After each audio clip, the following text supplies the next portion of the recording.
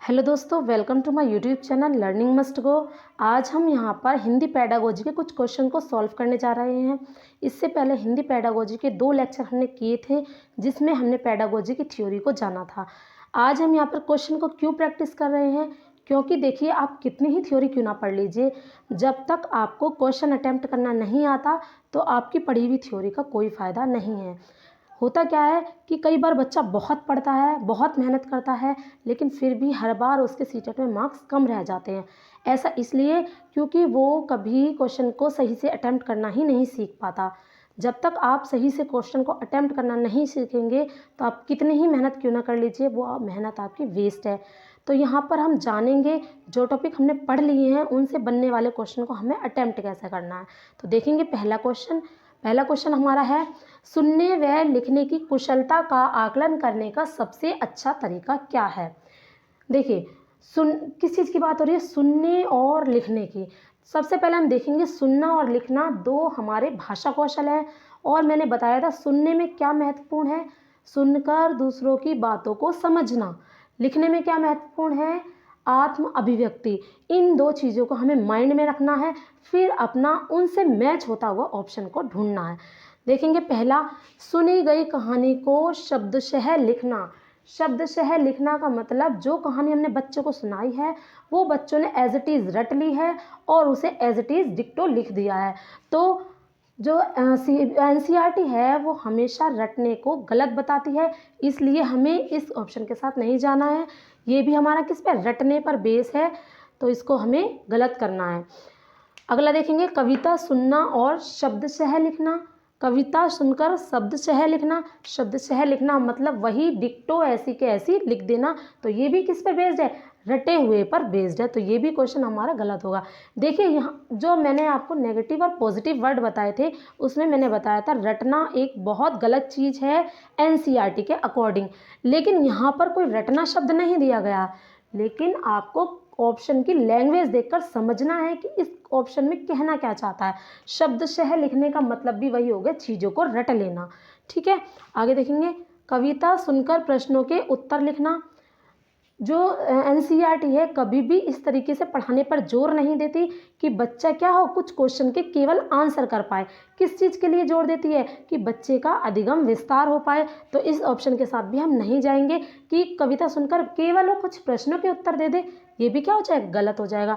सुनी गई कहानी को अपने शब्दों में लिखना। अपने शब्दों में लिखना मिल गया हमारा ऑप्शन, जिसमें हमारे लिखने कौशल की जो महत्वपूर्ण विशेषता है वो दिखाई दे रही है। अपने शब्दों में लिखना यानी कि आत्म अभिव्यक्ति, और हमारे लिखने में भी यही महत्वपूर्ण है। सुनी गई कहानी को, जब बच्चा कहानी को सुन रहा है यानी कि वो अपने श्रवण कौशल को मजबूत कर रहा है, और अपने शब्दों में लिख रहा है यानी कि वो अपने अभिव्यक्ति कौशल को मजबूत कर रहा है। तो हमारा इसका जो आंसर जाएगा वो क्या जाएगा, क्वेश्चन नंबर 4 जाएगा, ऑप्शन नंबर 4 जाएगा। इस तरीके से आपको क्वेश्चन को अटेम्प्ट करना है, क्वेश्चन को ध्यान से पढ़ना है, हर ऑप्शन क्या कहना चाह रहा है, किस नेगेटिव और पॉजिटिव वर्ड की ओर वो इशारा कर रहा है, उस चीज़ को हमें वहाँ समझना है। अगला क्वेश्चन देखेंगे, भाषा सीखने और अर्जित करने में अंतर का मुख्य आधार है। अब ये देखेंगे कि सीखने और अर्जित करने में अंतर क्या है। ये टॉपिक मैं आपको पढ़ा चुकी हूँ कि अधिगम और अर्जन में क्या अंतर है। अधिगम और अर्जन में जो महत्वपूर्ण अंतर है वो है परिवेश का। जब तक किसी भाषा को सीखने के लिए हमें परिवेश नहीं मिलेगा, तब तक हम उस भाषा को नहीं सीख पाएंगे। तो देखेंगे, यहाँ पर सीखने और अर्जित करने में अंतर पूछा है, तो हमें देखना है कि परिवेश का अंतर हमें इनमें चाहिए, किस ऑप्शन में वो हमें दिख रहा है, ये देखेंगे। भाषा की जटिल संरचनाएं, मतलब कि इस भाषा सीखने और अर्जित में करने में जटिल संरचनाओं का तो कहीं जिक्र ही नहीं हुआ, तो ये हमारा ऑप्शन गलत हो जाएगा। ठीक है, भाषा की पाठ्य पुस्तकें, केवल पाठ्य पुस्तकें होने से क्या हम किसी भाषा को सीख तो सकते हैं, नहीं सीख सकते। तो ये हमारा भी, ये वाला ऑप्शन भी हमारा कैसा जाएगा, गलत जाएगा। भाषा का उपलब्ध परिवेश, देखिए this is a very positive answer कि भाषा का परिवेश उपलब्ध होना चाहिए। हाँ, हमारे सीखने और अर्जन करने में जो महत्वपूर्ण बिंदु है वो यही है कि भाषा का परिवेश होना चाहिए भाषा अर्जन के लिए। भाषा का लिखित आकलन, केवल लिखित आकलन के आधार पर हम भाषा को अच्छा कर सकते हैं किसी का? नहीं। क्यों? भाषा के 4 कौशल हैं और हमें बच्चे के चारों कौशल को डेवलप करना होता है। तो यहाँ पर केवल लिखित के साथ हम नहीं जाएंगे, तो ये ऑप्शन हमारा गलत हो जाएगा।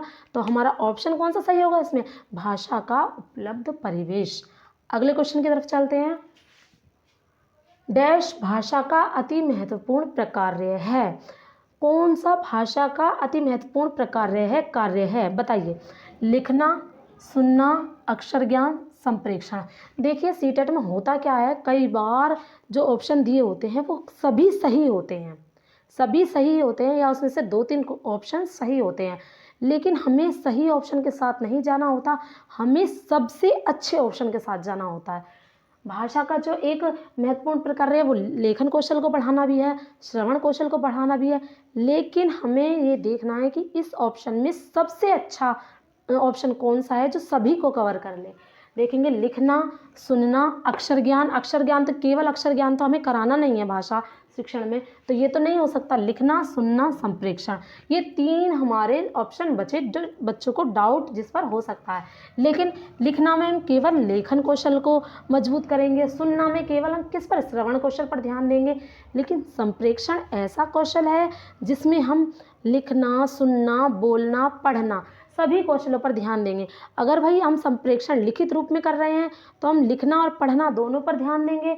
अगर हम संप्रेषण कैसा डिस्कशन से कर रहे हैं या बोल कर रहे हैं तो उसमें क्या हमारा श्रवण और आत्म अभिव्यक्ति इसमें क्या डेवलप होगी। तो हमारा यहाँ पर चारों कौशल पर जो बल दे रहा है वो कौन सा दे रहा है? संप्रेषण जो है हमारा चारों कौशलों पर बल दे रहा है। तो यहाँ पर सबसे अच्छा ऑप्शन क्या जाएगा?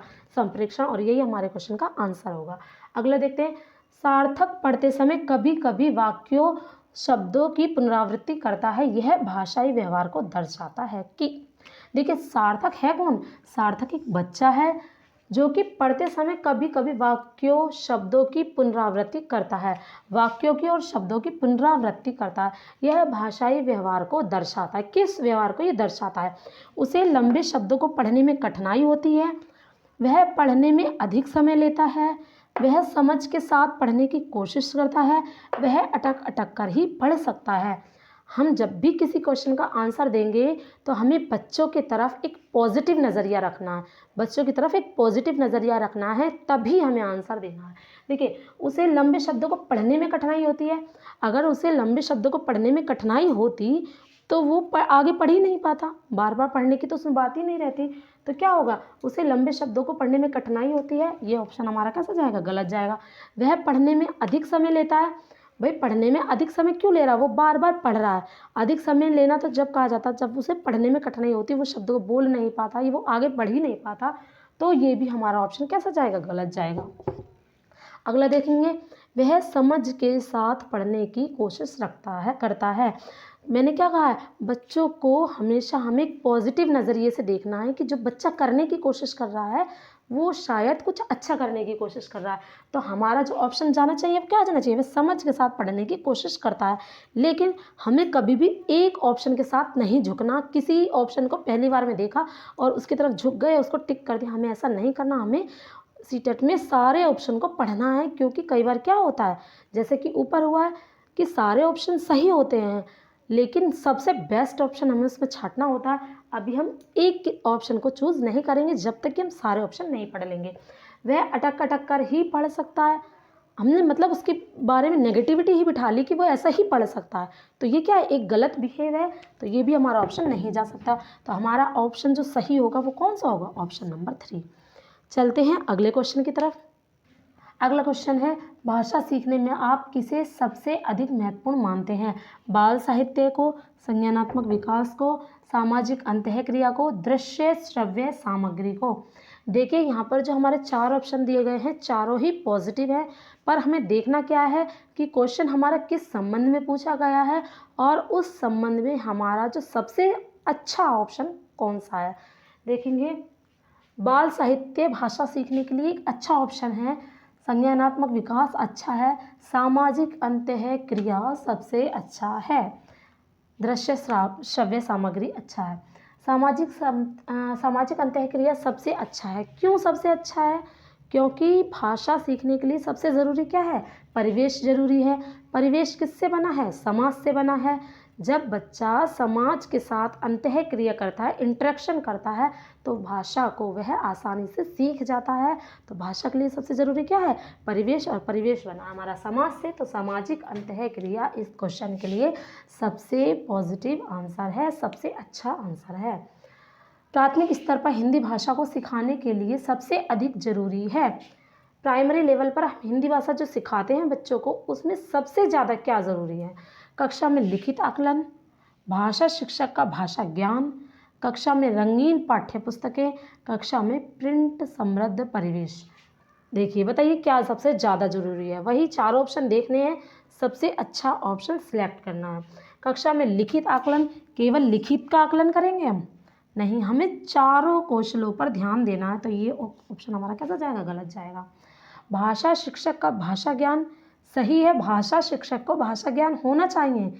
तब क्या, भाषा शिक्षक को भाषा ज्ञान तो है, लेकिन वो अपना ज्ञान बच्चों तक नहीं पहुंचा पा रहा, बच्चों के कौशलों को विकसित नहीं कर पा रहा। तो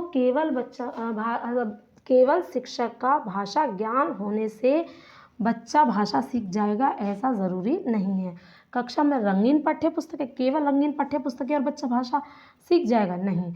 कक्षा में प्रिंट समृद्ध परिवेश, कक्षा में जो प्रिंट समृद्ध परिवेश है, बच्चा चीज़ों को देख रहा है, उसे एंजॉय कर रहा है, उसे पढ़कर सीख रहा है, तो सबसे ज़्यादा ज़रूरी, सबसे अच्छा चारों में से जो ऑप्शन जा रहा है वो कौन सा जा रहा है, कक्षा में प्रिंट समृद्ध परिवेश।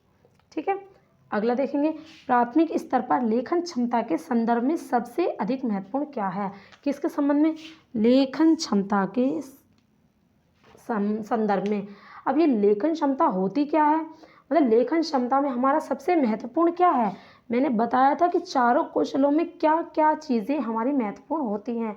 बताइए लेखन क्षमता में हमारा सबसे महत्वपूर्ण क्या है, विचारों की अभिव्यक्ति। तो बताइए किस ऑप्शन से हमारे जो विचारों की अभिव्यक्ति है वो मैच हो रही है, वर्तनी से। मौलिक विचार होते हैं खुद के विचार, मौलिक विचार मतलब खुद के विचार। तो यहाँ पर ये ऑप्शन हमारा ठीक जा रहा है, लेकिन हम क्या करेंगे, और भी ऑप्शन को देखेंगे। श्रुतलेख हमारा डिक्टेशन, और वर्तनी हमारा क्या है, करेक्ट स्पेलिंग। ठीक है, सुलेख हमारा सुंदर लेख, यानी कि देख देख कर चीज़ों को ऐसे ही सुंदर सुंदर लिखना, सुंदर लेख। सुलेख से भाषा अच्छी हो जाएगी, नहीं। वर्तनी केवल सही वर्ड्स लिखवा कर भाषा अच्छी हो जाएगी, नहीं। केवल डिक्टेशन बुलवा कर भाषा अच्छी हो जाएगी, नहीं। भाषा यानी कि लेखन क्षमता में जो सबसे महत्वपूर्ण है हमारा क्या है, लेखन क्षमता में हमारे आत्म अभिव्यक्ति, मौलिक विचार मतलब खुद के विचार, यानी कि आत्म अभिव्यक्ति, ये वाला आंसर हमारा अच्छा जाएगा। तो हमारा आंसर क्या होगा, ऑप्शन नंबर 2 होगा। अगला क्वेश्चन है, हिंदी भाषा शिक्षक का यह प्रयास होना चाहिए कि वे बच्चे को शिक्षाप्रद बाल साहित्य पढ़ने के भरपूर अवसर दें, बच्चों की भाषा संबंधी सहज रचना शक्ति को बढ़ने के अवसर दें, बच्चों की मातृभाषा के स्थान पर हिंदी भाषा को ही कक्षा में स्थान दें, बच्चों द्वारा मानक भाषा का ही प्रयोग करने के लिए अवसर दें। बताइए इसमें से कौन सा ऑप्शन सही है। देखिए जब मैंने नेगेटिव और पॉजिटिव वर्ड्स कराए थे तो उसमें कुछ ऐसे वर्ड बताए थे कि ये वर्ड अगर आपको कहीं दिखाई दे जाएं तो वो हमारे 100% नेगेटिव वर्ड होते हैं, और वो ऑप्शन में आ जाए तो हमें देखते ही ऑप्शन को काटना है। ऐसे ही 2 ऑप्शन आपको दिख रहे होंगे इसमें, क्या आप गैस कर पा रहे हैं कि कौन से 2 ऑप्शन इसमें गलत जाएंगे हमारे। देखिए यहाँ पर ही दिया हुआ है, बच्चों द्वारा मानक भाषा का प्रयोग करने के लिए अवसर देने चाहिए, मानक भाषा का ही प्रयोग करने के लिए अवसर देने चाहिए, ही जो आ गया ये गलत है। वैसे मानक भाषा का प्रयोग अच्छा है, लेकिन ही लगा दिया, मैंने बताया था ही केवल मात्र ऐसे शब्द हैं जिनको लगाते ही अच्छे से अच्छा ऑप्शन गलत हो जाता, तो वही चीज़ यहाँ हुई है। तो इस केवल ही की वजह से ये ऑप्शन हमारा कैसा जा रहा है, गलत जा रहा है। बच्चों की मातृभाषा के स्थान पर हिंदी भाषा को ही कक्षा में स्थान देना चाहिए, बच्चों की मातृभाषा का हमेशा कक्षा में सम्मान होना चाहिए, चाहे वो किसी भी सब्जेक्ट की कक्षा हो, बच्चों की मातृभाषा का सम्मान होना ही होना चाहिए। तो ये ऑप्शन हमारा गलत था, और वैसे भी क्या है इसमें ही आ गया तो ये वैसे ही भी गलत है। बच्चों की भाषा संबंधी सहज रचना शक्ति को बढ़ाने के अवसर देना चाहिए। सहज रचना शक्ति मतलब उसके खुद के विचार को उसकी खुद की सृजनात्मकता को बढ़ाने के अवसर देने चाहिए। तो ये ऑप्शन हमारा कैसा जा रहा है? सही जा रहा है। कैसा जा रहा है? सही जा रहा है। अगला देखेंगे, वे बच्चों को शिक्षाप्रद बाल साहित्य को पढ़ने के भरपूर अवसर दें। हाँ, उन्हें क्या करना चाहिए? बच्चों को शिक्षाप्रद बाल साहित्य पढ़ने के अवसर देने चाहिए। लेकिन यहाँ दो ऑप्शन देखो, ये भी अच्छा ऑप्शन है, ये भी अच्छा ऑप्शन है। अब आपको दोनों में से छांटना कि सबसे अच्छा कौन सा ऑप्शन है। सबसे अच्छा ऑप्शन क्या है? भाषा किस लिए हम सीखते हैं? बच्चे को भाषा क्यों सिखाते हैं? ताकि वो अपनी अभिव्यक्ति को कर पाए। तो यहाँ पे अभिव्यक्ति वाला ऑप्शन कौन सा है? अभिव्यक्ति वाला ऑप्शन नंबर 2 है हमारा। तो हमारा ऑप्शन यहाँ पर सही जाएगा।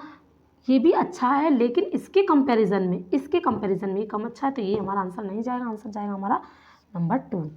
अगला क्वेश्चन देखते हैं। वाणी डैश होती है और लिखित भाषा की तुलना में काफ़ी तेज़ी से बदलती है। कैसी होती है जो वो बदलती है? वाणी गौण होती है। गौण मतलब सेकेंडरी।